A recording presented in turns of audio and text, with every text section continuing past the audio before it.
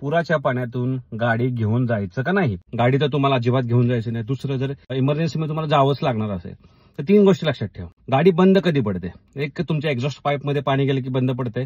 गेलं असेल तर इमिडिएटली चालू करा. दुसरं, एअर इनलेटमध्ये पाणी गेलं असेल तर तेव्हा बंद पडते, कारण एअरच्या ऐवजी पाणी टाकलं जातं आणि त्याच्यामुळे तुमचा जो पिस्टन खराब होतो, कनेक्टिंग रॉड बेंड होतात. ओके, देन क्रँक आहे तो पण तुटून जातो, खराब होऊन जातो. स्पार्क प्लगवर पाणी गेलं असेल तेव्हा पण गाडी बंद पडते. तर या 3 गोष्टी मेजर आहेत जेव्हा गाडी पाणी गेल्यानंतर बंद पडते. पाणीचा पहिला अंदाज घ्या आणि पाणी जर व्हील हब पर्यंत असेल तर दिस इज द सेफ डिस्टन्स. तुम्ही बिंदास गाडी घेऊन जाऊ शकता. फर्स्ट गिअरमध्ये चालवा, गाडी स्लो चालवा आणि फास्ट चालवलं तर पाणी उडून परत अगेन इंजिन कंपार्टमेंटमध्ये जाऊ शकतं, एक्झॉस्ट पाईपमध्ये सुद्धा जाऊ शकतं. दुसरं, हायड्रोप्लॅनिंग होऊ शकतं आणि मग गाडीला ग्रिप नाही भेटणार, मग तेव्हा पण गाडी कंट्रोलमधून निघून जाईल. व्हील हबच्यावर जर पाणी गेलं असेल, ओके, म्हणजे टायर पर्यंत लागला असेल तर अजिबात घेऊन जाऊ नका, रिस्कच घेऊ नका. सर्वांना शेअर करा.